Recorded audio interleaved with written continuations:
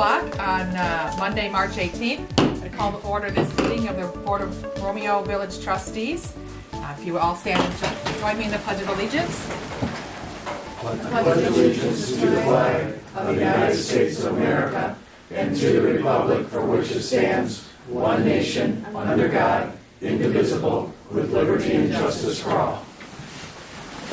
Thank you very much. Roll call, first draft. Bartholomew? Here. Edwards? Fowler? Yes. Hart? Here. Poznansky? Here. Seidel? Here. Malzahn? Here. All right, next on the agenda, we have the approval of the minutes from February 11th in your packet. I'll make a motion to approve the minutes. Motion by Hart. We have support. Support by Poznansky. Discussion? I do have a couple of requests. For one correction, just on the first page, you forgot that Randy was present I did. under the roll call. Okay. You have him up. He's called everywhere else. Okay. But under the roll call. I probably should have caught that, huh? Well, you were acknowledged everywhere else, I'm sure it would have just made sense. And then, if you go to the page where trustee report, where I spoke, I would like to reword the sentence just a little bit. The second one, where it says that reported that she looked into 2 voided checks for the previous month. I looked into the 2 missing checks and they were voided. So add missing and voided? I looked into the 2 missing checks. They ended up being voided, or however you wanna. Oh. That's different than looking into voided checks. I didn't look into voided checks. Okay. Anything else? And then at the last comment, could we add in there that I stated that I did not believe it was President Malzahn's place to put such a policy on me as a trustee? Where are you at? What page? I think it's 4 or 5 in. Is it the same page? Yes. Okay. Just the last comment all the way at the bottom. Oh, okay, at the bottom. Can you restate that? That I did not believe it was President Malzahn's place to put such a policy on me or the Board of Trustees.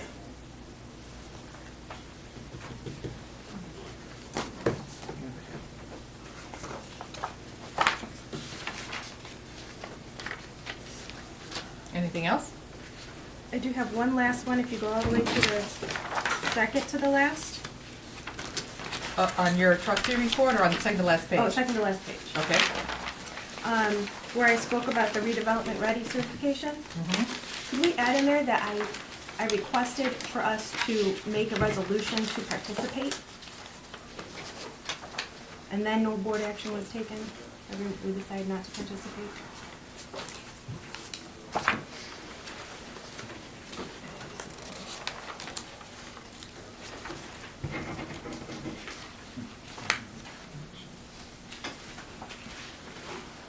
You used the word recommendation. You asked for board recommendation to participate? To make a resolution. Resolution, A resolution is okay. what they would want.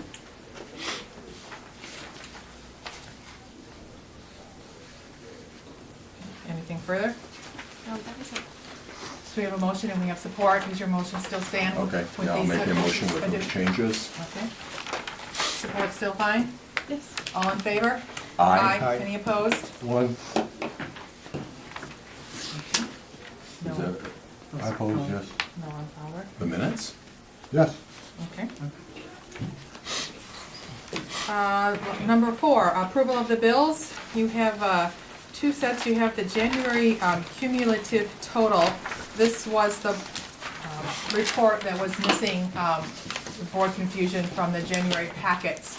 So we were asked to take a look at that large number on the second page, $424,291.94. So the top 2 sheets were missing from your board, even though we approved the bills. So we're looking for a motion just to reaffirm that number for January, and then you have the regular March. Maybe we should do them separate. I don't know who made, I'll make a motion to affirm the number of 424,291.94 from the, that was what? From January. From January. Yes, well, for the December bills from our January meeting. From our January Yes, Just to meeting. be clear, yep. All right. Support. Oh, sorry. Go ahead. Who supported? Me. Bartholomew? Okay, motion by Hart, support by Bartholomew. And take a roll call on that, I please. do have a or Oh. more of a, I'm sorry. just a comment. On the last 3 pages, all of those numbers should add up, and the last page doesn't. There's just a bit of a discrepancy, so I don't know what I'm looking at. All the other pages say 44,656.01, and the last page, the check register says 46,194.95. It actually probably could have been the day of, when she runs the reports, because there are several different reports that get run, and if she ran it in the morning before she entered something in the check run, then it might not have been on the other reports that Renee runs. Okay. But, That's just like, there. mhm, So it's kind of an accrual thing, you just haven't caught up? yes. Any other discussion? Yeah, were the improvements to the office approved? Just a question. I see that you moved into one of the, which is good, you have a place in the office, but did Right. we approve that in the budget? As There far as was, there was no over expenditure that was required to do that. Okay. Is there any discussion on the December bills or the January statement? Okay, you wanna call a roll then? Okay, Fowler, No, Poznanski, Yes. Sidell, Yes, was your no discussion, or? no, No, that was a No, on no this, vote. on the vote. and Okay. President Renzo. Yes. Yes, Okay. I think we skipped Hart And Nathan. and Nathan. Well, he made the motion, he made the second. So Okay. Hart Yeah, you still vote. Okay, yep. Yes, and Bartholomew? Yes. because you don't have to be affirmative. Oh, I made a checklist and I got ahead of myself. Then we also have the bills, our regular monthly bills for March, for the month of March, for the February check runs. Is there any way we could just get this in an email and go through it? And then if you have a question, maybe print out that page? It was an agenda item that I was gonna bring up during budget talks, because there are so many pages that are, that we have to make all these copies, so I was going to find out if we could revisit what you get in your board packet, or perhaps think about doing the monthly council bills, not the council bills, but the agendas, budgets on a quarterly basis.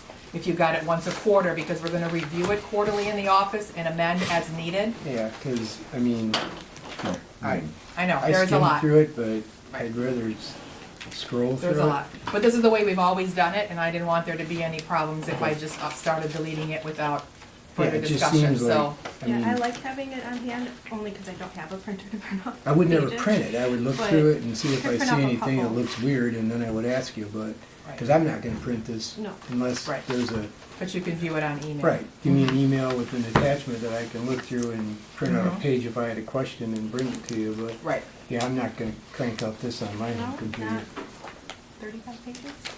More than that, I think. All right, are you still looking for a motion? I am looking for All a right, motion. I'll make a Yeah. motion to approve the expenditure. Oh, for second. March. So we have support, we have a motion by Hart, support by Sidle. Any discussion? I do have a couple of questions. Okay. Going into the budget, would our amended items be put in this yet? That we amended in January? Because I don't know if I'm looking in the wrong spot, or where education and training is, there's nothing, but I know that we put the 5,000 in there. We put that in the village hall. There's So where would there's that go? education and training in all of the departments, but we didn't add it into each individual So that's department. not under village council. Correct. Where- so We that- put it under the village hall Where and would I find grounds. that one? It's on, it should be in the bottom of page, 107. Shut up. yeah, I don't remember off the top of my head what number we said we were putting that in. The number was included in, I just want to be able to pay attention on the to that budget number. amendments, that number was there, what department we were gonna apply it to. Okay. So- Can you let me know when it, like, Mhm. where it is, so that I just want to be able to pay Yes, attention to That's that. fine. it should be in your packet too from last month, or the January when we did those corrections, because, And And then I was wondering where, because we amended the president pay, where's that one at? Because again, under the council, it's still just the normal amount. Where's the extra? It's under legislative, village council, elected officials, village president. Mm-hmm. Right. So we have the elected officials as me at $16,200, and then the village president, that's the $300. That's also by statute. So both of those amounts Okay, are there. okay. But because it was I didn't only a know if that 6 month was- budget, that's Okay. why because by the time we added it, you didn't get the full 30,000. I didn't know that, I thought the 16 was us. No. Got it. That was all for that. And then I was wondering if we could go out over the office supplies, because when you do look under it, we spent a lot of money this month and don't have much left for the office supplies for the year. So could you go over what the office supplies were spent on? Without having the actual bill here, I can't tell you line by line item what that was for. We did have, order new toner cartridges, so I can certainly ask Renee to pull out copies of all those bills and get them to you. Okay. Maybe got 4 months left. Do you think you're gonna be running short there, or? We should be all right. Should be okay. Because you're not gonna keep going forward with $1,700. That's what I'm thinking, is it $1,700 the norm? Right. We have like, what, less than 1,000 left No, right now? I think it just depends on when supplies run out, file folders, pens, Okay. like I said, ink toner cartridges. We got a new postage meter that Pitney Bowes sent us, so we had to get different ink cartridges for it. All those sorts of things are what we would typically order. But can you make a note to pull out those bills? Yep. Okay. And the budget amendments, correct? Mm-hmm. And I'm wondering what trustee Fowler's referring to. I beg your pardon? What were you referring to when you said office, Well, there's been improvements in the general office. Christine, you have I haven't an been in there. office? Right.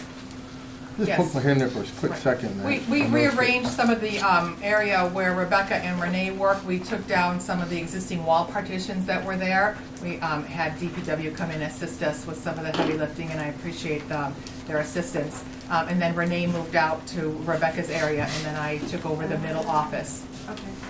So there's 3 of them out there. Correct, yeah, yep.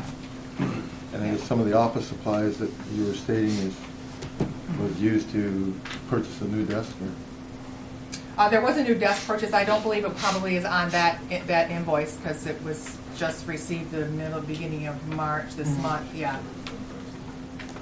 Okay. So we still have a motion and support on the table. Any other discussion on the bills? Hearing none, will you roll call, please? Okay. Hart, Yes. Seidel, Yes. Poznanski, Yes. Bartholomew, Yes. Fowler, No. President Milzon. Yes. Motion carried. Number 5, we have the approval of the agenda. Any additions or deletions? I'll make a motion to Okay. approve the agenda. Support. Okay, motion by Hart, support by Poznanski. All in favor? Aye. If you wanted to add just a general comment, is that just, where do we decide to stick that? On newspaper Your trustee delivery? report. Okay, thanks. Yep. I'm sorry, all in favor? Aye. Any opposed? Okay. Agenda is approved. Okay. Number 6, we have some correspondences. I just included the one letter that we did receive, the MCASA, which is the Macomb County Association of School Administrators. I'm not going to read the 2-page letter, it's a little lengthy, but I wanted you all to see it. They basically wrote a letter just asking that we not support any marijuana or medical facilities in the village if we were ever to bring that up for agenda, just for reference. And so far we haven't. So far, we have not, yes. At this time on our agenda, we have public forum for anybody who wishes to make a comment from the floor for agenda items only. We just want to introduce ourselves, Paul and Ben Meldrum. We're trying to purchase the Clinton Street property from you guys. We just want to tell you a little bit about ourselves. We went to Romeo High School. I went to Western Michigan, went to State. Right out of college, I worked in the city or the village of Romeo for 3 years. Ben worked for 2 years. We're just young entrepreneurs, self-employed, just trying to get ahead. And we see some opportunity in the Clinton Street property, so. just wanted As to- far as where the offer price is, valuing the lots at 30,000. We understand you guys have some money into it for marketing, so we wanted to reimburse that and also give a little bit of a premium for any additional costs that you may incur for the sale. With that said, we are real estate agents. There is no brokerage within this transaction as it's written in the offer. So it would be, it's no commissions, it's a very clean, seamless deal. And, we'd love to work something out with you guys and come to agreements. Yeah, it'd be a cash deal, no financing, so. That's it. Thank you Okay. for your time. Thank you, gentlemen. Thanks, gentlemen. Is there anybody else who wishes to address this board regarding an agenda item? All right, hearing none, we'll move on. Officer reports. Item number 8. So number 1, I submitted the corrective action plan to the State of Michigan Treasury Department on February 22nd. I have not received any correspondence back from them other than a confirmation that they have received my submission. I have set up a meeting for this Friday with Colleen Kunel from MERS. She would be our MERS investment representative. Part of that corrective action plan included establishing an OPEB trust fund account.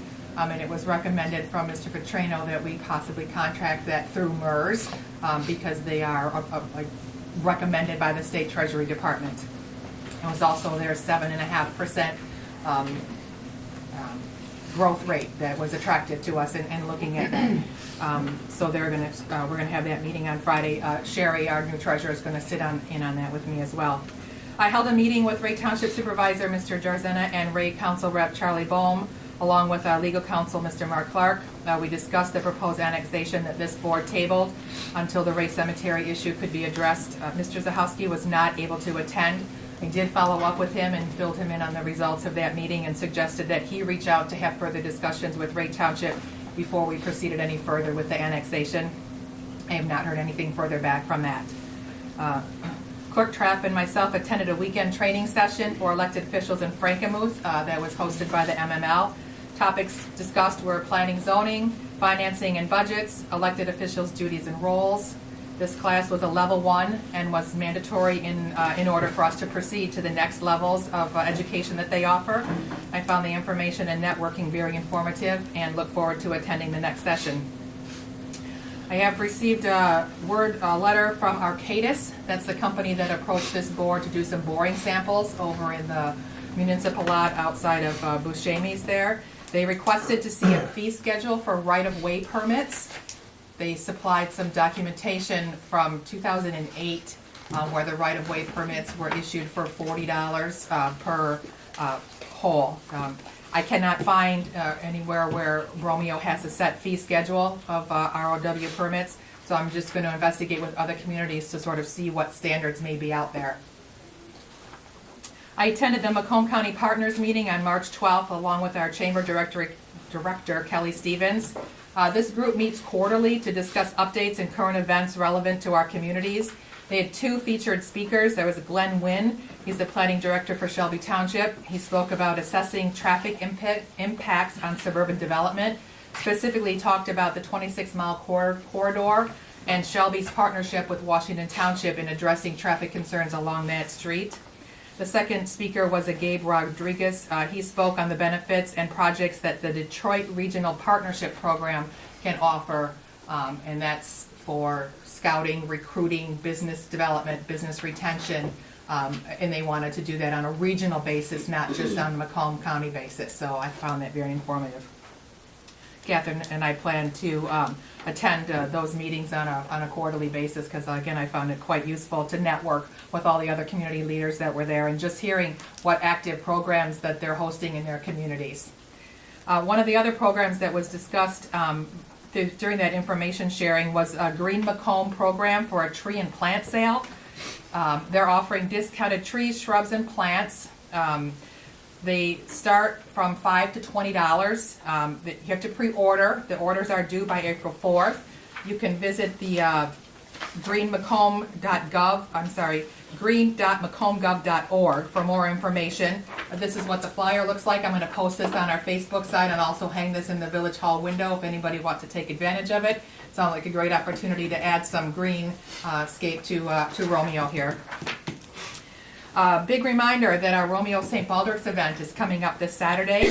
South Main Street from St. Clair to Lafayette will be closed on Friday beginning at 2 o'clock for tent setup and will remain closed through midnight on Saturday.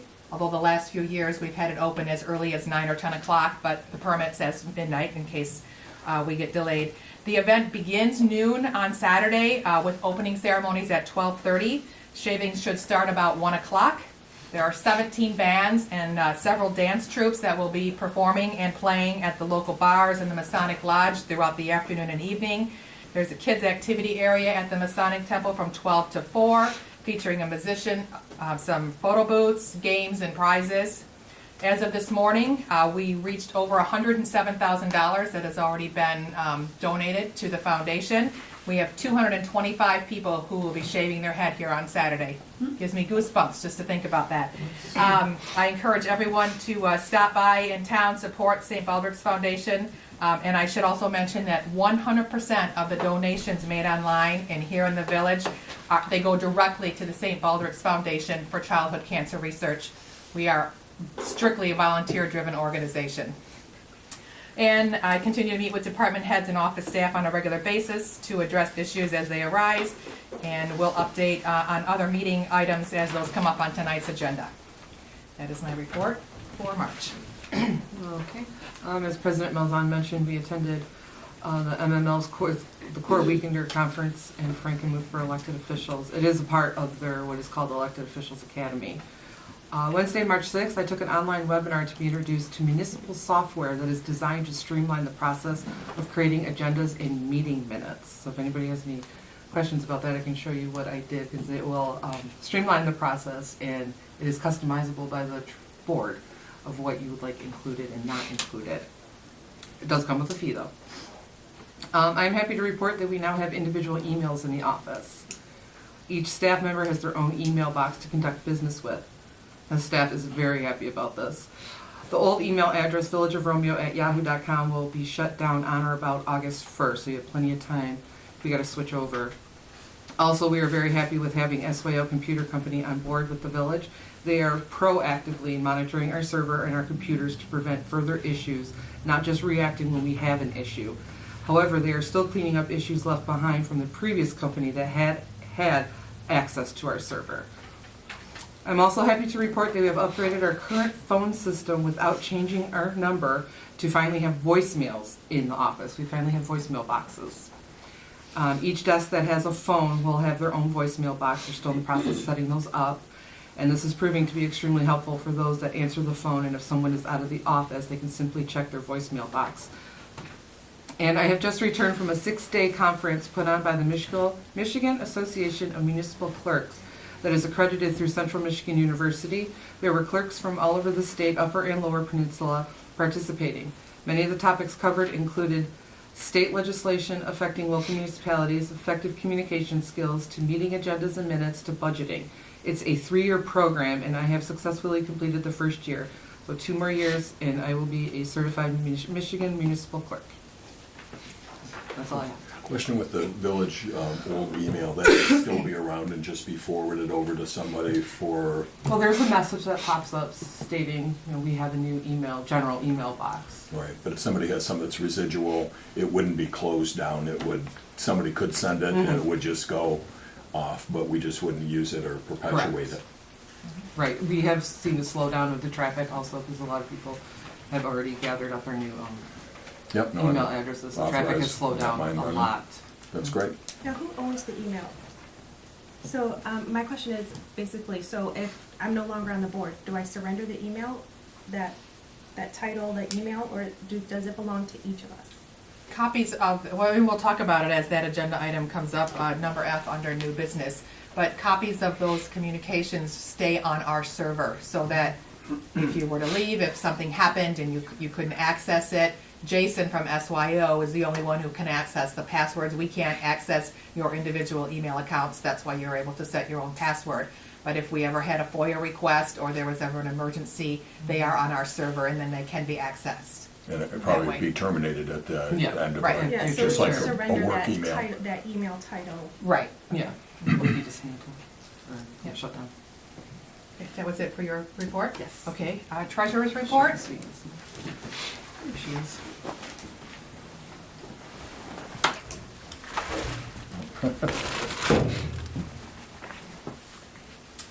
I'm excited to announce that I went to Macomb County and met with the county settlement officer, Kathy Trombley. Her and I have been interacting over the phone since the last tax run. She also went over the process with me to get all my paperwork set up that I need to settle with the county for an electronic tax settlement on a flash drive. I also had the opportunity to meet with all the other employees that I've spoken to over the phone, and also met with the Chief Deputy Treasurer, Joe Biondo, and all of them made me feel real comfortable, and I just feel that with me going down there, they appreciated me taking the time out of my busy day and meeting with all of them and getting a better understanding of the operation so I can be ready to roll. I also plan to attend the treasurer breakfast so that I'll be able to have the interaction with the other treasurers, and that's upcoming on April 18th, and there's no cost to the village on that regards. I also received confirmation from the state of Michigan, the Treasury Department, with all the paperwork that I put through with Kathy to get settled out with the county, that they're going to put it on their April 8th board meeting so that the state will authorize me to again accept the computerized tax roll. So that's been a huge hurdle that just relief that I feel more comfortable with in that regards. I'm working with the bank to be able to accept payments for water bills and tax payments on the internet, and that's coming relatively soon. There was a due diligence background check extensively, that paperwork that I had to fill out on my own on my level, so therefore then everything is all approved and we're ready to move forward on that. And just a reminder to the residents, April 1st I'll be sending out the new water bills, and just to remind you, the process is more efficient, so therefore the processing time is going to be much more efficient. And then if there are any residents that are in need of water assistance, Catherine is going to post on the village, and I did put some of these flyers back on the table. And please feel free to contact me if you need any assistance in your water bill. And that completes my report. So any questions? No? Okay. Thank you, Very Sherry. nice. All right, trustee reports. Mr. Seidel? I don't think this is a report. I'm just wondering, with this source that gets delivered, I mean, maybe this has been brought up lots of times, but it's essentially just garbage that's tossed on your yard. I don't sign up for it. I assume I'm getting littered every time it comes by. Snow It's blower eats it up. ruined my snow blower twice, because I do my neighbor, so I get the free ruin my snow blower. What do we do with those? Because it's garbage. I counted about 110 of them walking my dogs last night, which I clean up after, but An interesting thing. over 100 of them. You know. They're all over the place. I It was- looks ridiculous. I was feeling the same way. After the snow and everything, there was 3 or 4 in my yard. Just this Saturday, I was leaving early, and I saw the guy in the white van Yeah. driving the wrong way on On the the other side of the side, and he street. was putting them out there. So I had the opportunity to stop him, and I said, there was no phone number, because I've looked through there to try to find where to call to have this canceled. And I said, I Can't do really it. don't want that at my house. He said, no problem, it's taken care of. So it is Saturday morning. I was getting picked up at 7:45, and that's what time he was on Tilson Street. But I guess, I don't know if we could, I was even gonna put something on we have like a thing of everybody that wanted to opt out, because if there's 95% of everybody that wants to opt out, I would say maybe if they want it, they should have to request it, because like you said, there's hundreds of those all over on our If we street. didn't request it, the source should get a fine. It's ridiculous. Is They're it terrible. a source don't know what generated? it is. I don't It get the is a source, publication. and it's I shop, tried calling it's the like number, shopping I just got news. the runaround. Yeah, I take it out of the bag, put the bag in recycling, put the Nicole, paper that's in exactly what I recycling. do. I Comes don't- Everybody does it. Yeah, So- I know. One more thing you have to do. How do we get rid of it? Yep. It's terrible. Well, if somebody can give me a copy of it, it's certainly. It's- I suppose I can walk down the street, right, and pick one up. But it's like the shopping news. It's like the shopping news. Okay. Used to be. Yeah. And a few coupons. They don't put it in the central business district, so I guess maybe I'm lucky in that way. But I'll reach out to Chief Dan and see if there's some, It's just- or even Mark, if we could, have a letter drafted and sent down to there formally, asking them to reconsider their policy for delivery. It'd be better to have an opt-in. I'm sure you could craft something that would say thanks, but no thanks. I can and I will, and Okay. subject to what Chief Sokolnicki may say, the difficulty is they're littering, but you have to catch them littering and to successfly prosecute them. But I know in the past, this has come up periodically, and I know along West St. Clair where I live, there are some, but it does not seem to be as prevalent as it used to be. So it seems like you can get their attention for a while or for a small area, and then it either subsides or somebody else is the new circulation manager and they forget that they were told not to do it. And but yes, I would be happy to assist with whatever we can do to minimize that. Maybe I can give him the letter at 7:45 if he comes by the same time. We will. Right. We'll see. Okay, Or teach them how to aim, because, No, we don't want it. yeah. okay. So, I'm sure someone's got a webcam video of the assailant, so we could just use that. Anything further? I'm sorry. Okay. That was just- Trustee Hart, I have, anything to I've report? got nothing. Okay. Trustee Bartholomew, Oh, we're good. Trustee Fowler, Well, Trustee Poznanski. I do have a few things. Okay. First, I'd like to say that the DDA is revealing the new clock coming to the town in front of Starkweather, just where the old one was. I believe it's April 11th. So if you would like to be a part of the ceremony, come see it being unveiled. April 11th. I believe it's also noon. I'm sorry I didn't really look into that before. I just remembered it while I was sitting here. I would like to report that I have 2 classes coming up. I'm actually quite excited because these 2 classes are going to answer a lot of questions that I've been having and a lot of issues I've been having. Tomorrow I'll be going to Lansing to take a class on general village law. And then Thursday I start my citizen planner certificate. So that's about 7 or 8 Thursday evenings. It's nice to get back to school. I haven't gone to school in quite a few years, so this will be interesting. But those are a few things that I'm excited to take a part of and learn, just like you guys are taking the initiative to go learn. And going off of that, I was wondering if, so last month when you put in for your class to be paid, it was just in our bills. I paid for my class because I didn't know how to do this. I didn't think I could just call up and say, hey, can you pay for my class? Can we have some sort of policy set in place, maybe some kind of form that we all fill out?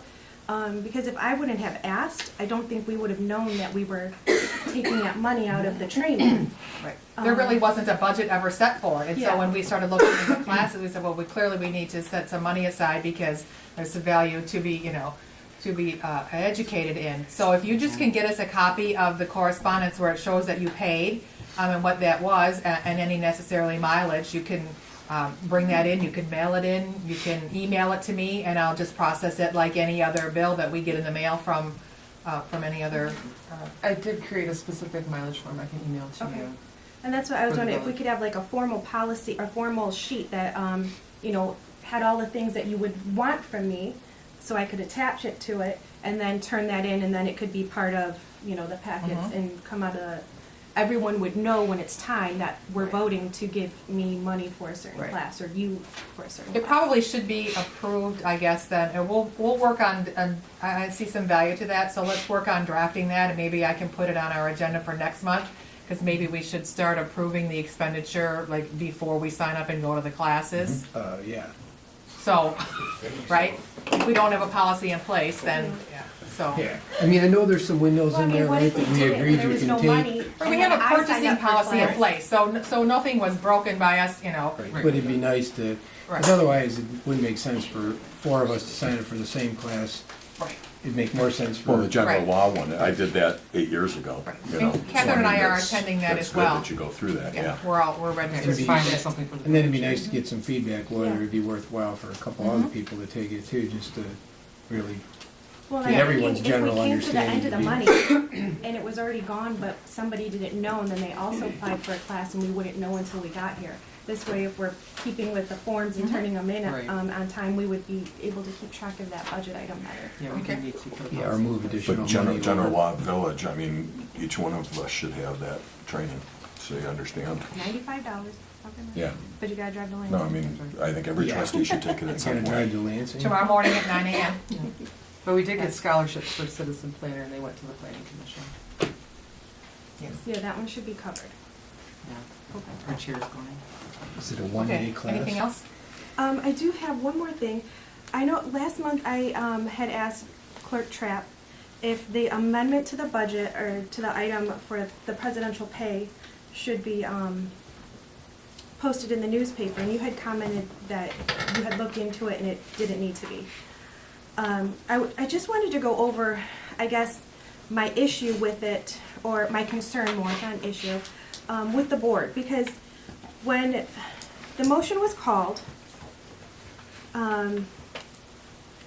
the exact motion says to approve the amendment as written, which would be this whole thing that we had, which stated in it, it needed to be,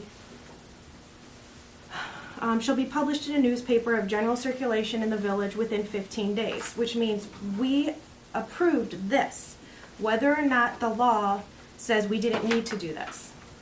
So then after, that was my thought, and then after I asked you last month, you had stated no, it didn't need to be. So then I looked into the general village law, and under 66.4, you find the publication of ordinance or synopsis, and it does say within 15 days after an ordinance. So I believe, the concern here is that this isn't in effect. And any monies that the president is getting at this point, she should not be getting until this is into effect, and that's a big oops. That would be us, what's the big word? In errors and omissions? Not using our monies correctly. I can't think of the word. Misappropriation? Yeah, misappropriation of funds. And I bring this up because the sooner we redo this, the better, because if this is true and this isn't in effect, any monies or anything that you, President, has gotten at this point would need to be given back. So if this is true, and the law is true as I understand it, we need to readopt this. This is yet to be put into That's effect. been published now, right? It has been published.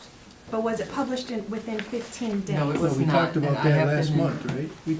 Didn't we talk about that at the last meeting? Right, and I did give her incorrect information in regards to what my response was.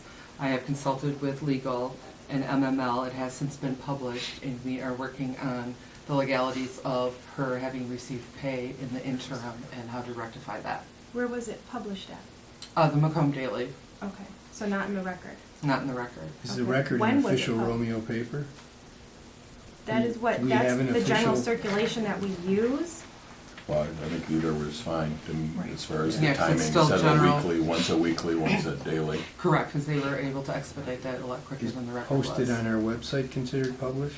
I don't No, believe so. that was talked about at the But conference. if nobody no. reads papers anymore, Right.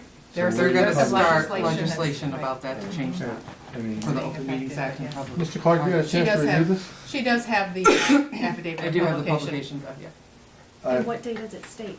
I would have to look at my desk or Because send them my the desk money for should not February. start going to the president until that date of that affidavit. Correct. And Mr. And- Clark, you, Everything that's been said is accurate. It's required to be published. It should have been published within the 15 days. It's not effective until it's published. And if there was a disbursement or more than one disbursement made pursuant to the ordinance before it was published, then that should be recouped. But it's not it's not an either or, and by that I mean, there was a salary that was allocated by ordinance for the president. And so Ms. Malzahn would be entitled to receive that until the new ordinance was effective based upon its publication date. Most conservatively, you could reenact the ordinance and have it published within the 15 days. I think the adoption of the ordinance and the subsequent publication beyond the 15 days doesn't invalidate the ordinance, but it's not effective until it's published. So if it's not effective, does the salary to the clerk go back up for that period of time? Until it's effective, it's only the For the presidential salary. amount, that 200 for each meeting. Just, we're only talking about, No, I'm saying the increased amount, right, she the would not increased get amount that came until it became from, effective. but the increased amount came from a dividing of the salaries of the clerk, right? Correct. So neither was effective. She didn't relinquish the one job, so I'm not sure. She never where- appointed the current clerk to the administrative position. Well, and the clerk, your pay was still the same. Okay, I thought it was already, I don't I was think just we giving the increased clerk's it. pay, I wasn't Okay. giving the administrative Yeah. pay. okay. No, so that is my concern, is that, because it's not just the money, anything that would be included in a 401k that you had gotten during that time, if you had, So- went to a doctor's appointment, anything, everything. So it sounds like spending Mark's got it, it's. Yep, put out, we've already it's- addressed it, it's been published. Addressed, it's We have the published. affidavit of publication, yes, and we're working on a We're corrected working on solution. legally correcting it. So Okay. then it would just be report out. Okay, I didn't know, I apologize that you had No? That's brought up. talked to Mark about it. Mhm, But then multiple with, times. with that goes the, did we ever publish the drive-through? Yes, Okay, when was that, where was that one published? again, the Macomb Daily, because that was the quickest publication we can expedite that is circulated within Macomb County. Okay. Can I have copies of both I of have those those in at my the time? office. I naturally will be out of the office because we'll be in the same place tomorrow, so possibly Wednesday or Okay. Thursday.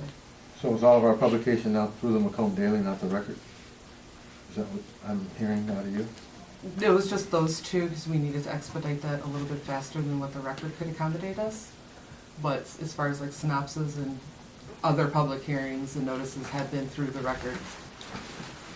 And, The publication requirement is in a newspaper of general circulation in the village.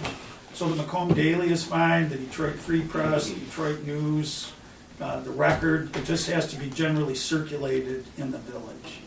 You're not wedded to a particular newspaper for the printing.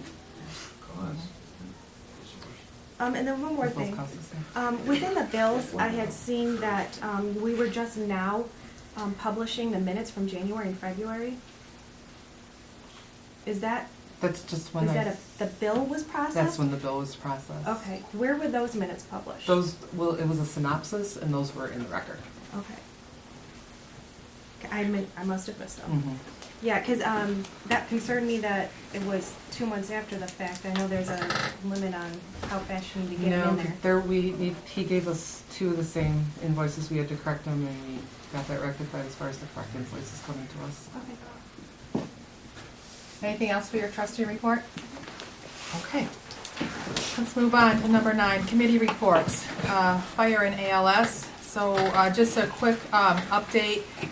I had a meeting scheduled 2 weeks ago with trustee Edwards and trustee Poznansky, and then the terrible flu hit the office. And the staff was sick and Ms. Poznansky was sick, so we had to postpone that. I did put out another email asking for a meeting for today, and Mr. Edwards was out of town. I have not heard yet back from Ms. Poznansky, but obviously we didn't attend that meeting either. So I need to put that on the agenda so we could get another meeting scheduled. Moving on to B, Armada Sewer. I did receive correspondence from Armada Township. They have come back with another proposal for us. Again, not enough time for me to review that and call for a meeting. I think I got that letter on Thursday, possibly late on the day on Wednesday. I'd have to check the date when it was done. But so that meeting should be pending as well. So, yeah, you, Matt, and I will be Yes, discussing we'll it. need to go over that. Yep. Anything on the sidewalk? I don't think anything has happened, but I met with Jay Foltz, and we kind of discussed it. We went over the proposal, and one of the recommendations that he thought we maybe would just ask as HRC how their role would be, because one of the things, it's going to be either our DPW or an engineering firm that would work in conjunction with the contractor, just to make sure that they're, how they mix them, the cement, what the depths are, how things process are being put through. So, and then I also talked to Mount Vernon concerning how they would work with trees, because in further discussion with Sterling Heights, although the bid proposal talks about the nice grinding of the roots and how that works, a lot of times those guys with a backhoe that are cement guys, that aren't tree guys, will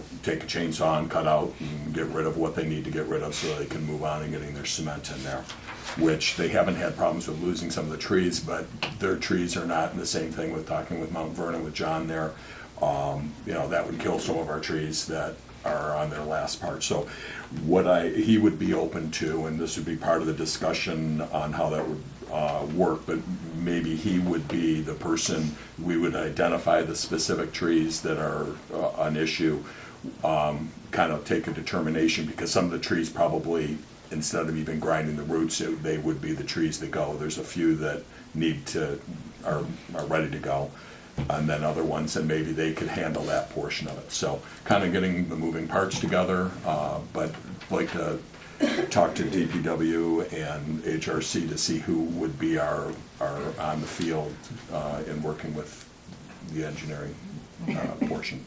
That's it. Great. And then the last subcommittee that we have going right now is our AT&T committee. Just real briefly, I sent out an email to committee members, Seidel and Hart. I reached out to Dixon Engineering. They are the engineering firm that maintains their water tower for us.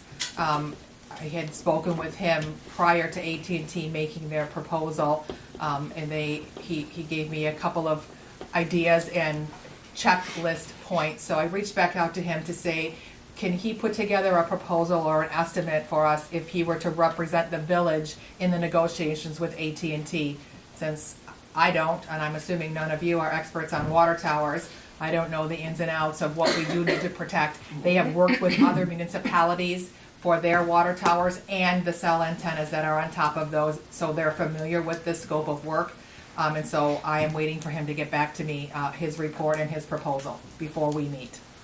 Where would we pull that off of the budget? We're already double under our line item for contracted services. Right. I was thinking it would be under consulting, but I'm not sure. I don't know what his proposal is going to be yet until I get it. So once I get that, then I'll have a better idea of where it would fit in with our budget. Consulting as in like where Petrino's would come out of? That's my initial thinking, but I don't know. I guess I would have to look at the budget and see where that would sort of hit. And I think we probably would come up with their proposal and actually be able to discuss it here and then decide what we're going to do. Right, to see if we wanted to spend that revenue having that, or if we thought we could just utilize our own legal services and our DPW, whatever their level of comfort is. I just want to make sure that we are protected, that our residents are protected. Accurately represented. Right. I did get correspondence back from several of the community members that were present during that meeting, and they have since expressed that they are in favor of possibly moving this forward. They felt that their concerns were addressed at least by the AT&T representative, the expert, the environmental expert. So that was encouraging. That they thought that may be a win-win for the village to generate some revenue and to not have the standalone mono tower like we talked about initially. So. Yeah, and I spoke to a resident that also hadn't been here but felt the same way. They discussed it, and they are opposed. I had a question that I was thinking on this the other day, and it might have been addressed in their little packet they gave. I just haven't read it all. But if they sublease it, and should something happen while the person is subleasing it, who is then accountable to fix that? Is it still AT&T or is it the subcontract? I asked AT&T that question, and they said that is not an option with this sort of equipment that's up there. Although Dixon Engineering indicated to me that they have municipalities that once one provider goes on, then they're approached by other providers to also put equipment on. So they wouldn't be subcontracting, but we could possibly entertain offers from other providers. Because that was concerning that they would be Yeah. subleasing Yes. and making money off of our property, and possibly if that person damaged it, where do we end up Yeah, without when water? they discussed it, the tower was gonna have that space, they were gonna put one on, and then every 10 feet, they were gonna put possibly 2 other ones Yeah, on there. yeah. That is not the case with the water tower. It'd So just it be would the just one be vendor them. for that price, and that's it. But the lease they presented to you, and there are other issues that can be addressed, the lease they presented does allow them to co-locate, to have other providers, and if they do that, AT&T receives the money. You don't get paid So for that's- any co-locations That's if there are. Was and, that the water tower one, though? It's in that lease, it still allows for co-location. Okay, because the I discussion mean, was physically, different. they might not be able to do it. That's beyond my bailiwick. I don't know that they can actually co-locate with the tower configuration, but it is in the lease that they're allowed to co-locate and essentially sell that space or that ability, and the village would derive no money from that, under the current lease proposal. Yeah, I think that we should definitely look into that and maybe Right. take that language out possibly. Because the discussion was different than that. Right. It wouldn't be a separate equipment is what they told me. Right. I've never paid so much attention to water towers, but I've been in Arlington, Texas, Grand Rapids, Upper Michigan, and every water tower's got a cell antenna on it. Ours even has like the little Yeah. fence that's around there, I'm it's like, I 3 never feet. paid any attention, and they all got something stuck on top of them. Yeah. That's, No, it's a good compromise. Sort of feels a need. I never, All right. just never really paid attention. Let's move on to number 10, our unfinished business. So as indicated, Paul and Benjamin Meldrum are here in the audience. They submitted an offer to the village, and we finally had an opportunity to put it on the agenda. Did we put this out for bid at all, or? We did originally put this out for bid. We had no offers received during that process. And when we reported back that we had no offers received, this board agreed to table it until the springtime. And in the meantime, the offer came in, and I thought I would just put it on the agenda to see how this board wanted to handle it. We certainly aren't obligated to accept it. We can still put it out for bid. We can review and accept it. I believe there were some legal matters that would have to be taken care of as far as publishing, the sale per se, like we did the other lots, but So the other person that bid it, when we pulled it off the table, their bid isn't in here, is it? I guess what I'm saying is. it was the same gentleman. Oh, this is the that- same people? Yes, Mhm. yes, that had submitted an original, that Well, if we're going to sell the property. it still wasn't received within the bid time, so we had no bids when we publicized for that. Their offer came in a few days once that bid process closed, and then now they've come back and sweetened the offer. Well, if you're gonna sell the property, I think we should follow it. This board set down and put it out, publicize it that we're gonna sell the property, and if they're the only one to bid on it, then we sell it to them. If not, we need to get the other bids in here. Put it out, do it right. There is a cost associated with that bid process Tie it for into the price of the publication. Right, so, What would that be, do we know? was it 30? I thought it was 3,500, but I could be mistaken on that.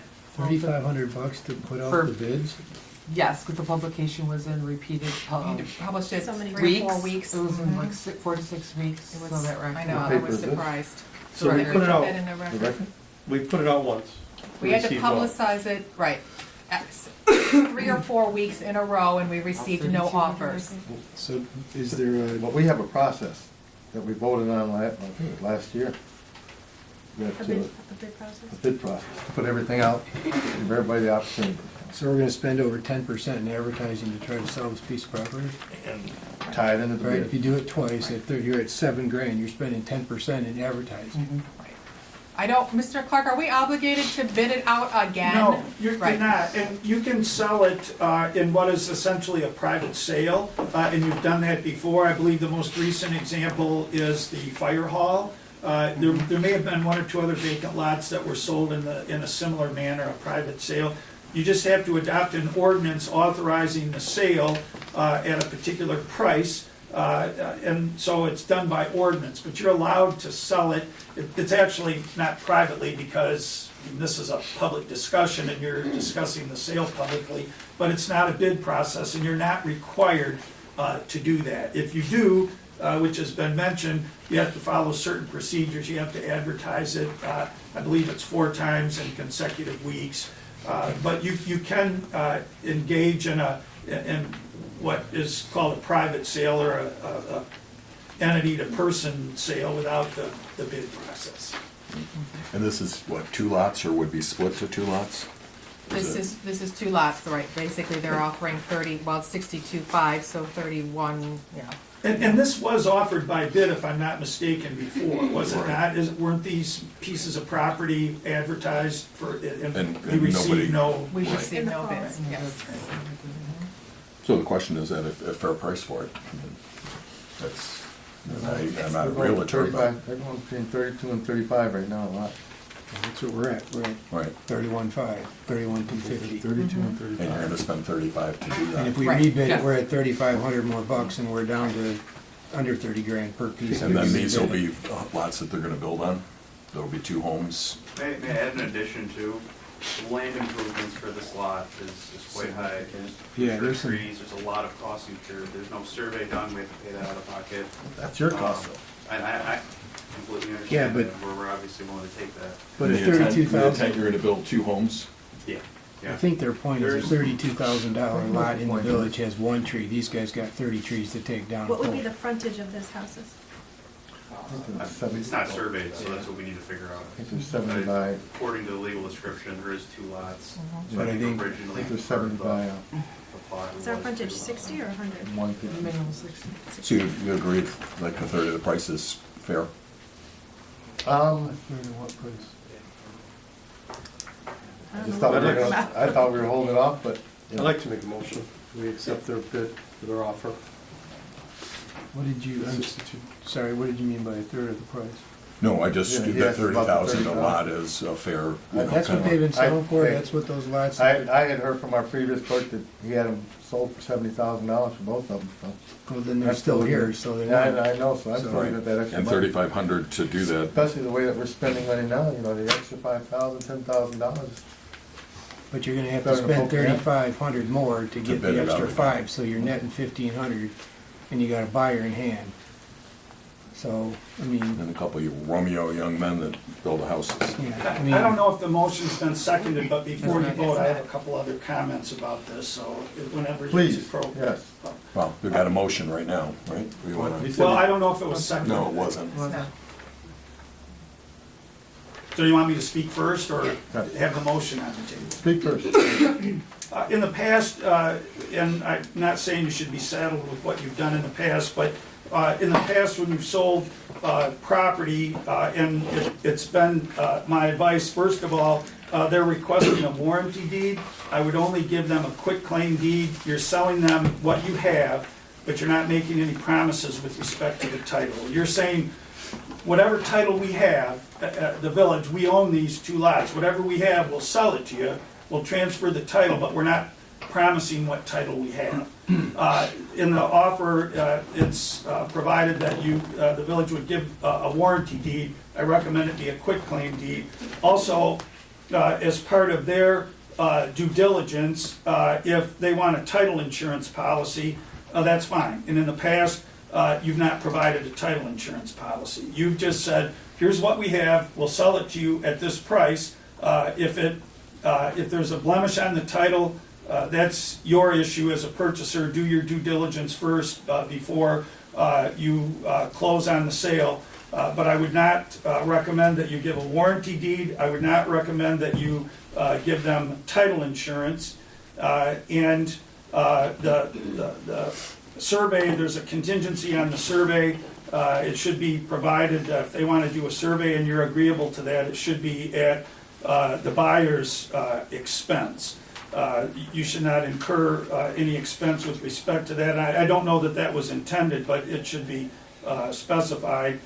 And in that regard, if they're going to go on the property, which if they're going to do their due diligence, I think you have to give them access, reasonably speaking, not legally speaking, but you have to give them access to the property.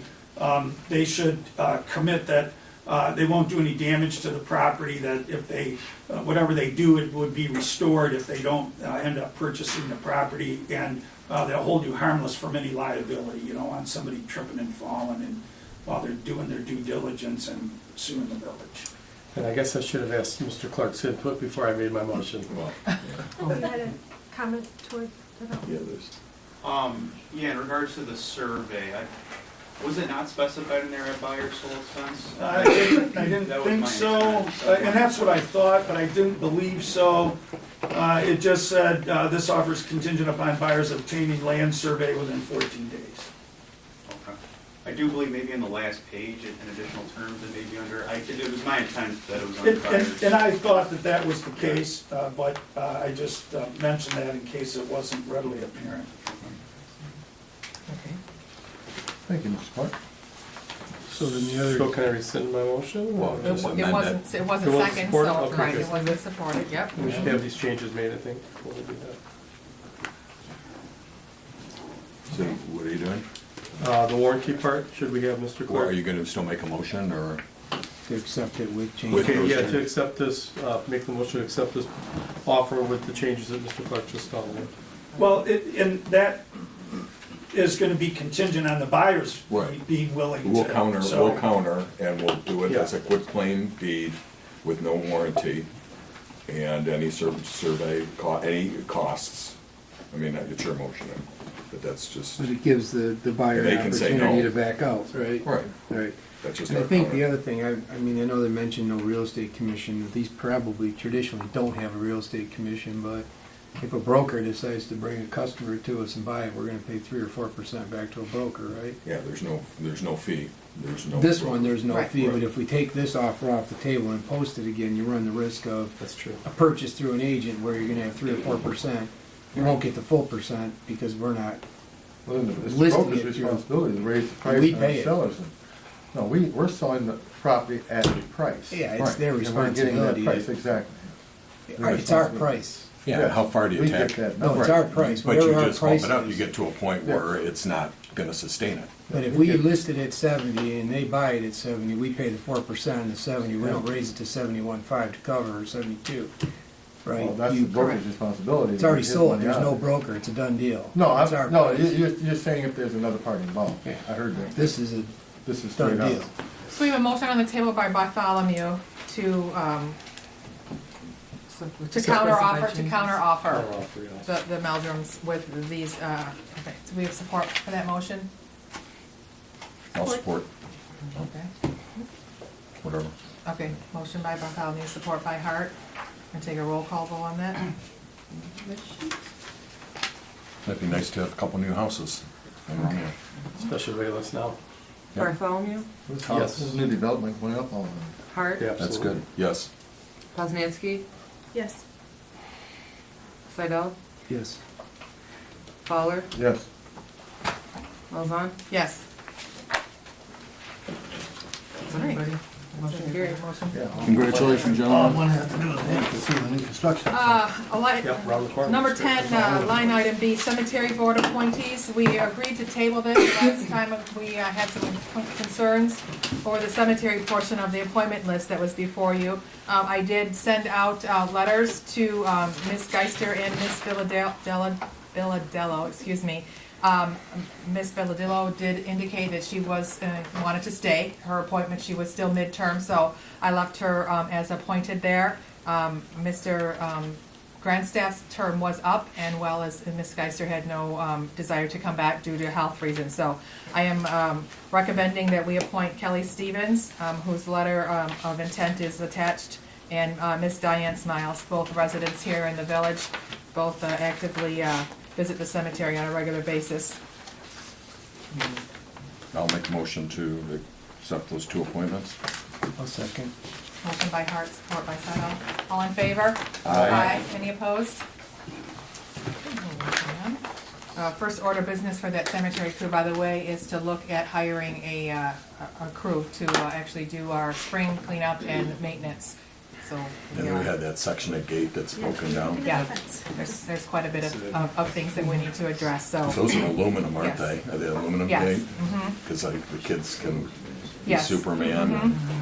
I spoke with Tim at the DPW, because I would like to consider actually hiring maybe a high school graduate or two that would be looking to do it as a summer job, that would actually be DPW employees of the village, sort of appointed at that location to take care of that, because he said it's pretty much a full-time job for a crew of one or two to do all that. So I'm gonna get the cemetery board active to have a meeting and then pursue that further with Tim.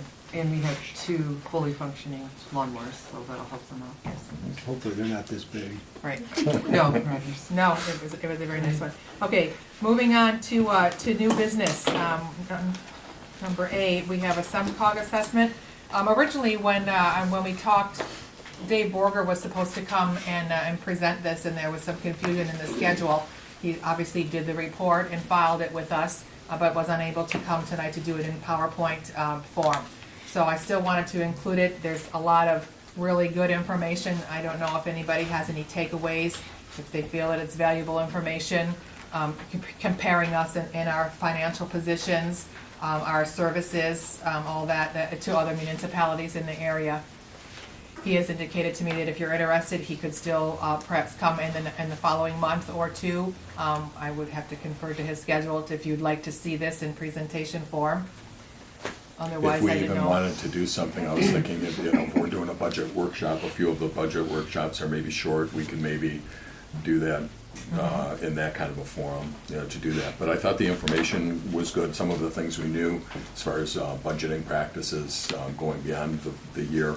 I think they gave us some good information as we get into negotiations to help, a third-party kind of evaluation of how we have to approach our Yes. contracts. So I thought that was very helpful. Yes, because also on my radar, we've just learned that Blue Cross and Blue Shield has eliminated our healthcare plan. They've phased it out, so we're forced to move, even though we're, in contracts with our union to have healthcare. Since they're eliminating that plan, we have no option other than to investigate what we're gonna replace it with. Does that start 2020 Usually or replacing with it. is it annual? It is annual. So It is- next And we January. don't have the renewal premium from our current provider, but we're assuming that that's coming. We have been approached, Catherine and I had a meeting with another company that we used to do business with, Ascend, I believe is their name. And he's actually just reached out that he finally has their proposal together, and he wants to get together and present that to us. So I noted that within this information, that healthcare and the rising healthcare costs was certainly one of the targeted areas that Dave recognized as, an increase and a tax on everybody's, financial position because of the rising costs in healthcare. So we certainly have to be mindful of that. I think he's stating that we've always opted out of an 80-20 plan with that hard cap position, and we've always opted out of that. But if you read in his report, I highlighted that. What page was that on? It's on page 4 of the report. The state of Michigan has enacted municipal health care legislation requiring communities to institute an 80-20 premium copay with employees or a hard cap cost for their health care plans. Romeo has chosen to opt out of these requirements in the past. However, it's recommended the village consider following the statute, as a large majority of communities across the state are successfully doing so. So it's certainly something that we have to look probably to, I know it was an incentive to our employees to have, great healthcare, and we certainly want to offer that to them as our retirees, but we just have to be mindful of what our financial position is and what's realistic for. Yeah, there's not a corporation out there that does that. Right. Yeah. One of the other items that I wanted to highlight or to mention that I gathered out of here was his mention on the Munectrix subscription. It's a software that Vitrano had asked me about to see if we already subscribed to that, and I had not even heard of that before. But he talks a little bit about that as. Yeah, it's Munectrix offers online municipal metrics that can provide communities with easy-to-use tools and training to also help facilitate their multi-year budgeting process, optimize debt restructuring, and automate the preparation, submission, and publication of the CVTRS statutory revenue sharing requirements. So it's just something that it's on my radar to look into, because I think he said it's $3,000 for an annual says, subscription. So maybe at budget time, we might have to look at that, but I want to dig a little more into that software so that I'm familiar if it really would be a benefit to us or not, Yeah, because would I we don't need to be know. trained on it? How's it? Right, I don't know enough about it to make that call right now. I think it would be valuable for him to come in and speak about this. This is a lot of information, a lot of tables, whether it is in the next month or so or at budgets, I don't know, but, Okay, I would. then I'll invite him back. I'll invite him back and I'll tell him that the board really appreciated the work that he did, but would appreciate a presentation. And it's probably a really good idea to maybe do it on a budget workshop evening. We should be looking at that, those budgets, and I'm asking you to sort of be mindful of your schedule for the next couple of months. Catherine and I are gonna start preparing that, actually starting tomorrow, or Wednesday, excuse me, and hope to bring some budget dates for those workshops late April into May, because I'd like to not be rushed so at the end like we always have in previous meetings, to get it all done in 1 2-hour session. If they're broken up like they used to be, there'd be a meeting that was 20 minutes, you know? Right. Some of them were very We can involved and do some it. were just Yes. quick, so maybe on one that's a shorter time. we I'll could see what his do it. schedule is like and then throw some ideas out. So since we're on a roll and we have emails, voicemails, and electronic payments, do you think we could actually get a projector that somebody could use to present with? We actually have one from the Parks and Rec, because they brought it here last month. Because to but- look at these charts in a printed form is really Oh, you difficult can't. for Yeah. someone to communicate The to color, I didn't even anybody. know which one is us. They do, we just have to coordinate it With with, somebody else. with The same Sandra color to green. set it up for The us. I color just thought we green. were on an electronic roll, Yes. we could maybe keep it going. Yeah, indeed. All right, let's move on to item B under new business. We have Turning Point presentation. We have Stephanie and Dominica. Did I say that right? Okay. Good evening, I'm Stephanie Harris. I'm a sexual assault survivor and I'm a part of Turning Point Survivor Speakers Bureau. I'm a beacon of hope with a voice for change. April is recognized across the nation as Sexual Assault Awareness Month. Every 98 seconds, someone experiences sexual violence in the United States. This crime is motivated by power and control and has a lasting negative impact on survivors. Domestic and sexual violence are crimes that affect all of us. Last year, Turning Point provided services to 7 survivors who reside within the community of Romeo. As community members, we can commit to being safe support people for survivors by believing them. It is important that survivors know that the assault was not their fault, that they are not alone, and that help is available. Survivors and their loved ones can get help through Turning Point's 24-hour hotline, which can provide safety planning and referrals to programs such as free counseling and legal advocacy. We also offer forensic exams for sexual assault survivors, providing them with a highly trained forensic nurse, collect evidence, and an advocate to provide emotional support and advocacy. Last year, 375 people impacted by sexual violence received exams. Turning Point is able to provide all of these services for free thanks to all the members of the community who volunteer and support us through donations, CDBG funds, grants, and fundraisers. Turning Point believes that education is key to the prevention of domestic and sexual violence and is committed to educating the community about violence prevention, the impact of sexual violence, and society's role in perpetuating violence. Turning Point believes that sexual and domestic violence are embedded in social systems and therefore are societal problems. Last year, Turning Point completed 150 trainings to nearly 4,000 community members. Trainings are designed to educate about the realities of sexual violence, including myths and facts. Turning Point also provides a prevention education program for middle and high school students. Students are taught that abuse is never the survivor's fault, what consent is, how to identify coercion, and how to be a responsible bystander. Last school year, our prevention education program presented 320 educational sessions to 5,039 students, school staff, and youth service providers in the county. Students complete pre- and post-test evaluations as part of our prevention education program. We know that our prevention education program increases student knowledge because they consistently score higher on post-test evaluations. As we continue to educate the community, we hope that more people will stand up against sexual violence. One way to stand up against sexual violence is to speak up when someone makes victim-blaming statements, such as, "What were you wearing? They had sex before." These statements continue to perpetuate rape culture in our community. Another way to create awareness is to wear a teal ribbon. Teal is nationally recognized color for Sexual Assault Awareness Month. I have brought several teal ribbons with me, and I think they were already passed out. I would like to ask all Romeo Board and community members to wear your teal ribbon for the month of April to raise awareness about the impact that sexual violence has on individuals, families, and communities, to show survivors they are not alone.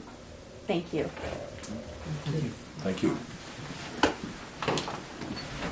They also did provide me with a resource brochure, so I'll put these materials in the lobby of the Village Hall. If anybody wanted to come, Catherine and I can review this and possibly maybe share some links if it's appropriate. And we appreciate you coming and sharing this information with us. And by the way, we did give Turning Point $250 out of our CBDG monies. I know it's a small amount, but we did help give them a little bit. Hopefully that goes a little ways. Of our small amount. Of our small amount, right, exactly. All right, moving on. Item C under new business, sale of assets. We've had this fire truck before us on many occasions. It just so happened that Jerry Dietland came back and is resubmitting his proposal to purchase this truck. Literally 2 days after Tim from the DPW came to me and said, "I have this fire truck, it's taken up space, what are we gonna do about this?" And Catherine and I met with our liability insurance group and who went over the fact that we're still insuring this fire truck and 2 police cars that are also included in this packet. I wondered what that that had to do with it. Right, that aren't, they're just sort of sitting there, just taking up space and taking up some funds. So we can look to entertain this offer to sell Mr. Dietland this fire truck for the $1,000 that he's proposing. We can also look at, I have 2 offers for the 2 police cars. One doesn't run at all, and one needs a fuel pump, I believe. So the offer was for $200 a vehicle. I did reach out to Mr. Seidel and asked him if he had any other contacts to, what's a blue book value? I don't know of a used police car. I don't know how many miles are on it or how that's even determined. They want to use So it for a demolition derby. yes, basically. I mean, the information I found out is they're worth more than $200, but what is the number someone's willing to pay? I mean, by the time you go into a closed bid and do all that work, I don't know if we have to do that or not. Okay, you get $500 a piece for them, now we're back to the same discussion we had on, how much time you're putting into getting rid of these things to Right. make 400 instead of 200. Are these 2 being insured as well right now? Say that again? Are these 2 insured right now at this Yes, time? yes. Oh, it's all of them. Yes. Unless there's like, Bob mentioned that he saw one of these for sale, it's a little bit newer for $6,200, that's actually in pretty decent shape. And it runs. Yeah, right. you're With new looking at, tires. if you want to use it in a parade, you're probably looking at 50 to 60 grand to get it up and running. Are we ever gonna do that? Oh, the fire truck? Yeah, you're not, Sell the fire No, truck. sell it. yeah, I make a motion, we sell the fire truck for $1,000. I don't disagree. And also, I reached out Put them to all up. Mike Krieger because he was an advocate of wanting to maybe do something, and I said, hey, we have an offer for this, what do you think? And he said, yeah, it might be worth 2, but he said he'd say sell it for, Just to that get it too. out of there. Yeah, Just to it's been around a while. so that's what I kind of found too. Insurance. I mean, the So we fuel have a pump is motion not a by- major part, Yeah. but it's Right. still a running vehicle. And on the, I got a motion. So that's all 3? Well, Well, on the 2, I mean, we just brought it up tonight, so I'd say we make the 2 police cars, make a decision next meeting, now that it's out there. Might What, have somebody- the fire truck is one, or? Who wants to Fire buy truck, it? separate from the 2 cars? It's not the same guy buying the. Yeah, No, okay. it's not. It's Okay. not. I The thought same it was guy's one. buying both Yeah. Fords and one guy's buying the fire truck. Correct. We may have some residents Yes. coming up, a couple $100, fuel pump. But if you, Okay. Yeah. Then if you This- do that, are you doing like an auction or a closed bid, or what are you doing if you don't? You talking about the Right, cars? I don't know. You had indicated that maybe you knew somebody who buy, Yeah, who I bought can follow up, I used didn't get police it. cars. Yeah, I'll put it out there too. I mean, now that we know they're for sale, and the people know that they're for sale. And You see might what have- offers we I can think we might entertain. have people coming So forward. can you literally put an ad on our webpage? The pictures with what's wrong with them, and can you do that, or is that way more of a waste of time than? That's not a bad idea. I can be done. And I can go out and Throw a Take it couple up at pictures next on the one. there. only issue you Yeah. have is now you have people, going into the DPW yard to look at these things, and I don't know what kind of liability we got. Oh, from just people as is. trouncing In the around. past, you've held auctions, and you don't necessarily have to publish, but you make it known that at such and such a meeting, people should submit bids if they want, and you can have a description of the items. You've got a title, I think, for each of the police cars, so they can see what year they are, what make. I don't know if you have, as Mr. Seidel suggested, maybe you have pictures, but in any event, in the past, once a year, and for some reason it sticks in my mind, you did it in March or April, and it would include bicycles that the police department has picked up, other things that have value, but for whatever reason are in the possession of the village and are not useful to the village. And so you could just publish a notice, auction, list what the items are gonna be, submit sealed bids, and used to open them right at the table at the village council meeting. Good And idea. sometimes people paid too much for things, other times they didn't pay enough, and you reserve the right to reject any and all bids. And so you may have a laundry list of things that you can Do we have other dispose of things? in that manner. We have numerous bicycles that are pieces and, stuff like that. We have other Yeah. small items that, There's- Are those some over at the might find. DPW? Yeah, they're all in that room at the DPW. The two vehicles that we have, one of them runs.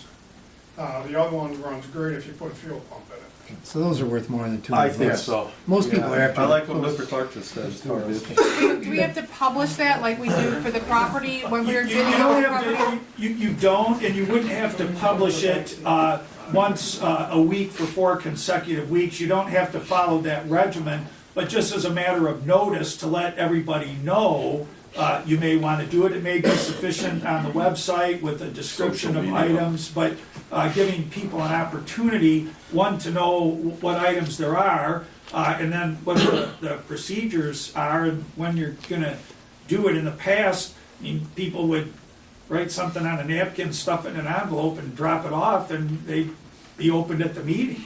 And again, Okay. there were gasps both positively and negatively over the years. I got a motion on the table for the fire truck for $1,000. And support by Poznanski. Yep. Did you support that? Let's do Okay. that, and then, You wanna call roll on that? Fowler, yes, Poznanski, Yes. Hart, Yes. Bartholomew, Yes. Seidel, Yes. and President Mills. Yes, Motion carried. okay. Relative to the bicycles that we have laying around, there's an organization called Holy Spokes that takes all the parts, and then they Yeah, they build put 'em together. bicycles and they donate them to homeless and to people in need, so, I mean, Well, that'd be a good we can use of that. contact them, come scoop all those up, and, Good riddance, yep. yeah, we worked with them in the past, they're really good, and they donate them, they don't sell them, they donate them, they're not a profit, Small they're, thing. and on the two Yeah. cars, are we going to put something out on our website You wanna make a indicating? resolution? You wanna Sure. make a motion to do that? Sure. I'll second. I'll Close- second. Was it Wait, closed who made the bid or? motion? Fowler, Fowler. supported by Seidel. Yeah, We'll take some pictures, we'll draft a small flyer. Within We'll- 60 We'll days? try and we'll put something up. Okay. Yeah, Okay, we'll give time 60 frame, days. 60 days. Okay. Yeah, within 60 days. Okay. All in favor? Aye. Any opposed? All right, Get rid of it. give you some space, Give me Tim. a couple days to get that up. Beg pardon? Give me a couple days to get that up. Okay. You wanna go look? Yeah. Right. Might find a babysitter. Line item D, under new business, was the treasurer's salary. I wanted to bring this up because there's some confusion in the village hall as to what the treasurer's salary actually is. So I went through all of the meeting packets that I could find. I gave you a copy of the resolution dated June of 2014, where it dictates that the salary was set at $28,000. for the treasurer, and we made that when Mindy Russell announced her retirement, and we had an incoming treasurer going to file to run for that office. Since then, the new treasurer has taken office and has submitted a pay increase to reflect the $30,000 that's shown in the budget. And my concern is that just because we have a budgeted amount in a resolution adopting the budget, that I didn't feel it operated in the sunshine, amending her salary without it coming before this board, because we have a specific resolution dating back to 2014, setting that amount at $28,000. So What was it before that? Do you know? I only went back to what, 13, 14? I just wonder if it went up or went down. Some of the funds were taken out. Well, of back the in 13, it treasurer. was 28,750, and then you can see there's one from 14, there's one from And 15. included healthcare Right. Does this one and a include, pension. It included a pension and healthcare. does this one include all of that as well? No.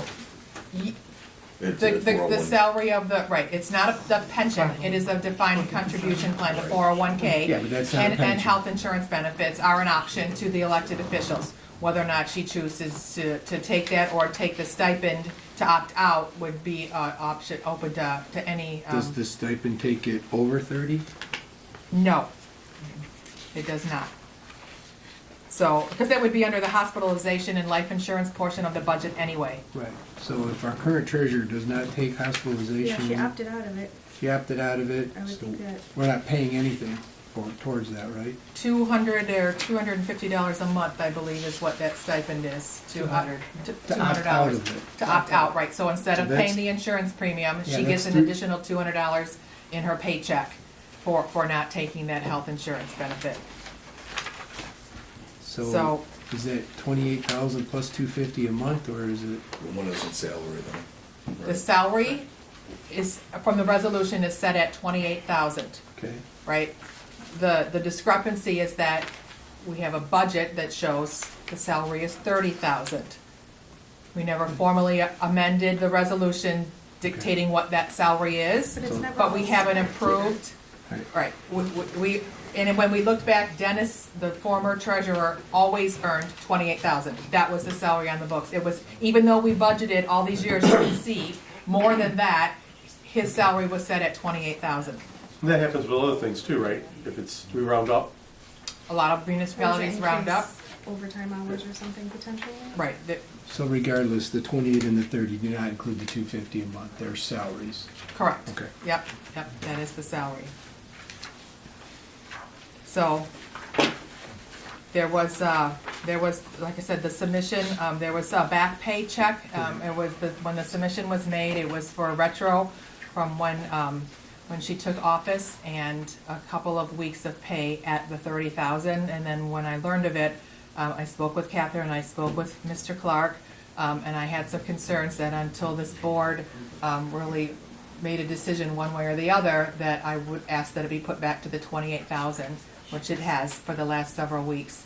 But there's still an amount that would be retro. My concern in moving it to the 30 is that if we budgeted more than the 28, which we did, then we would open up to anybody coming back to us saying, Right. you budgeted 30,000 for the last 4 years, and I want $8,000, because. That would be Dennis, right? Right, because that's what we budget. If that's the precedent that's being set, that because it's based on the budgeted amount versus the resolution that set the salary. I've never heard where a budget had to be spent. And what would you say if you were going to maybe, hey, we might make an increase, we could budget for something and never execute it? So I don't see how a budget number dictates what a salary is. I don't understand that. Budgets that was my budgets are concern as budgets. well, They are right. not spent all the time. They aren't spent. Hopefully you're under budget. I would be okay with continuing as we are, just to cover ourselves, and come the new budget, looking into raising it to 30. Raising her salary or raising the budget line? The Budget salary. line's at Salary. 30. Right. Making a new. But technically speaking, there was money paid on that we would I guess, expect back? It would just all equal out in the end. I'm not sure, I guess I would have to ask Mark about that. If there was, it's about $650, $660, so it's. Total. Of what she was All paid for years. retro pay, no, for retro pay, and for, it's basically $29 a week difference from the 28 to the Yeah. 30,000, so however many weeks 1%. at $29 plus the retro pay that's out there, so. I'm sure you could work it out, whereas the weeks going forward, it just took a little bit out, however you would want to work it, so that in the end, she ended up at 28. Right. We can do that. Instead of saying you owe me $700 Right, right now. no, Right. no, yeah. No, I'll do that. And then at the budget, You're saying the same thing. You're saying you owe me, but you're just giving you a little more time Yes, to pay it back. yeah. You're still saying you owe me. Just sounds nicer when you say you owe me each Well, month. it's, but then it's not like Try to all of a be sudden you get a hit in Yeah. your, a ding in your check for that whole Correct month. measure. Right. you know, but I What is- mean, Pay it over the What does remainder that of look the for, year. Mark? Well, you have to first frame the issue. You do have a resolution of June the 16th of 2014 setting the salary at $28,000. But subsequently, in state law, the General Law Village Act requires to set the compensation for the president and the trustees that it be done by ordinance. It does not require that same threshold, if you will, for other officers. So you have the resolution in 2014 saying it's 28,000, but in each of your budgets, it specifies the amount of the salary. It says $30,000, and you adopt your budget by resolution. So the question becomes, have you changed the salary by adopting the budget by resolution with a specific amount? I would say no if you had a gross, if you will, a gross budget for the treasurer's office. Here's $400,000 for the treasurer's office, carve it up as need be to administer the office, which would include the salary for the treasurer, which you've established by your 2014 resolution. But that's not exactly what you have. What you have are a specifically stated amount year to year for the treasurer for a salary for $30,000. And you've approved that by resolution. So the question is, does that resolution set the salary? There's an argument to be made, as I've mentioned, that it does, and I understand your point, that the council's point, your discussion, that it was set by the resolution in 2014, but to me that begs the question, then what was the 30,000 shown in every subsequent year, which was approved by a vote of the council in every subsequent year? Yeah, I think probably, I mean, I know how it would happen is, because as far as there was never action of this council to make any change from that, from the budget, and I don't know if we went back forensically to find out where that number is, but I'm sure Mike just took the number and went on to the next, you know, it was 30,000 and put 30,000 and we saw that. So definitely it was not action of the council to intend to make that the salary. I don't think there was, I know for a fact there was never any discussion on that. It was just, you know, going through a line item and, you know, but again, I would argue that budgets are budgets and not to be sat there and spent. You could budget because we might want to give that person a merit raise, and you could put the money in there but never execute giving them a raise. That would be my take. No, and I understand that point, and I'm not gonna quarrel with the council as a whole or with any individual council member. I'm just pointing out that you show very specifically in each of your budgets, village treasurer, $30,000, and by resolution, you adopted it. Right. And so. The problem, what Megan had stated, if you were to go with that rationale and we were to do this, that would open us up to setting precedent. Then I think we couldn't even argue the fact to go back and, you know, make for those prior years. So I would say from that fact, we do not want to go there. For my clarification, if we voted today to make the salary $30,000, someone would owe some back pay for the last couple of months because they were paid at a $30,000 salary. So they would have to pay back the 200 and some odd dollars or whatever it ends up being. It's not even.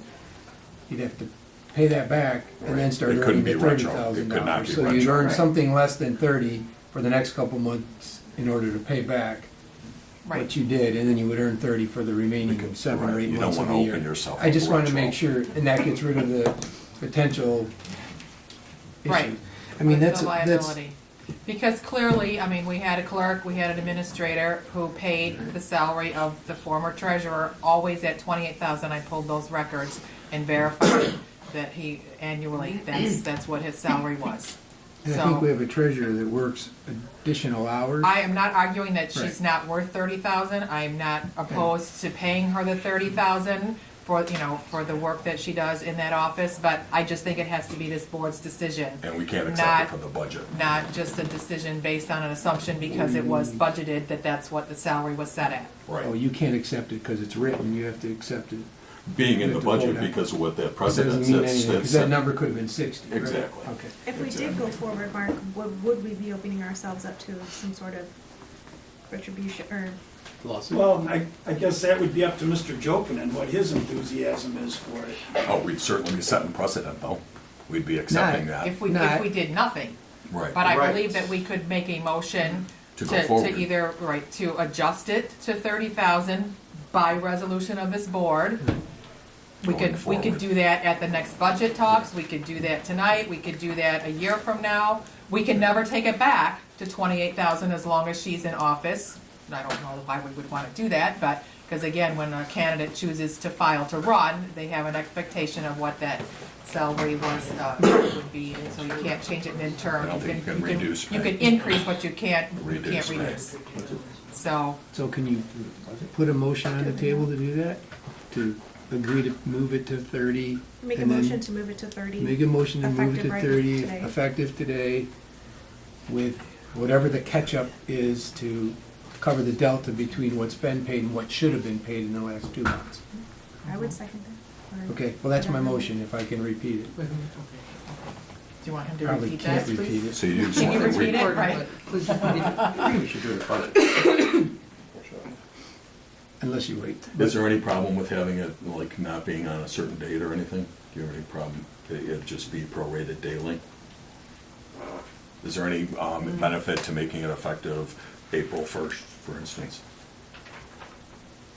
That I don't know. Or would it- Yes, I we'll mean- take, we'll take Rebecca a certain amount of time to process everything Mm-hmm. effectively in the computer to, do those calculations and make the adjustments. So typically, she runs payroll on Wednesday, so tomorrow probably would not be ideal, or since we won't be in the office tomorrow, this week wouldn't be ideal. So, yes, I would agree that setting a date of April 1st to give a week or two for paperwork to catch up seems logical, but If you it's look at not my the- motion. Change, correct, so it would have to be posted within 15 days? If you, No. It is not a resolution, an ordinance. Oh, I thought that's what he said. It had to be The done by treasurer's salary ordinance. is not set by ordinance. so, if you look at the 5 years that have passed, it's like a 1.2 or 4% increase over the last 5 years, if you look at it. So it's not an astronomical amount for that salary to be increased over. So, all right, so I'm still, my motion's on the table, make it 30, retroactive back to April at 28. Forward. Forward 30 from today, Wait, whatever, $2,000 forward, 230. however you word it, so that the salary starting today, March 18th, is at 30 grand. Today or starting the April 1st? Pick a day, April April 1st. 1st just makes an accounting Gives them a little more thing. time. We made an increase in the, April I mean, 1st. it's your motion, but that's what we were saying. So my motion with some of Bob's words are I'm $30,000 with April 1st. No, I agree with you. And then the delta between what should have been paid and what was actually paid. we'll So make the you'd adjustments pay back the 3 months, but get 9 months of, at the 30. at the new rate or the adjusted rate. Okay, and so we it's- have a motion by Sidell. Do we have that? Do we have support? Support. Support by Postansky. Okay. So I'm take a roll call vote, please. Okay. Sidell? Yes. Poznanski? Yes. Bartholomew? Yes. Fowler? Yes. Hart? Yes. President Milzon? Yes. Motion carried. Motion carried. Sorry for the long-winded. Absolutely. It's recorded. I just want everyone to be made aware of that when I originally had filed to become treasurer, that I was made aware of what my salary was to be was $30,000. And when I was made aware that my salary wasn't $30,000, then did I have the conversation? And this is where it's come to this. How were you made told aware you? of that? Who told you that it was 30? It was all previous. Yeah, and there It was doesn't matter. also a budget meeting that I reviewed back in June. Because you had talked to Dennis, right? Dennis Yes. paid 28.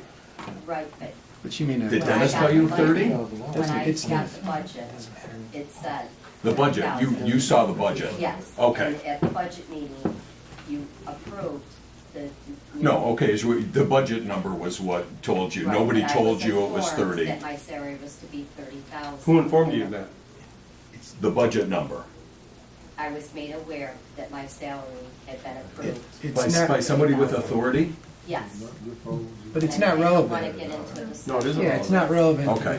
We're wasting time. Yeah, it's not relevant. I mean, we're talking today, I'm just now, trying to say you didn't do this intentionally or in any sort of, and no one, Yes. no one, No. And my pay was held back for a week or two until this matter got resolved, and I had the opportunity to talk to Mr. Clark and the city council on how it was to be moved forward. So I just want to set the clarity in that regards. Great. Thank you. Yes. All right. Number E, under new business, the investment and deposit resolution. So as part of the investment that our new treasurer is going to be making, and part of her duties, that she has to vet out and make sure that the credentials meet a specific set of standards. The banking institutions are, 4-star, and all the other things that she has to look at on a regular basis to make sure that our money is protected, and that we approve a list of financial institutions that she can contact and work through, that she can and make investments through. It had not been updated. That was the 1980s, I think, when we looked at the last. It was a long time ago. 2012. Was it 2012? Was it when that was last? Okay, thank you. So anyway, some of the institutions that were on the old resolution weren't even in business anymore. We also needed to make sure that it included the new OPEB trust fund as an option for us to actually invest our money in, which is how we're going to handle the corrective action plan. So we had to put together this new resolution. Okay. And I'll make a motion that we adopt this investment depository designation resolution. support. Motion by Hart, support by Poznanski. All in favor? Aye. Any opposed? All right. Then the last item under new business are village emails.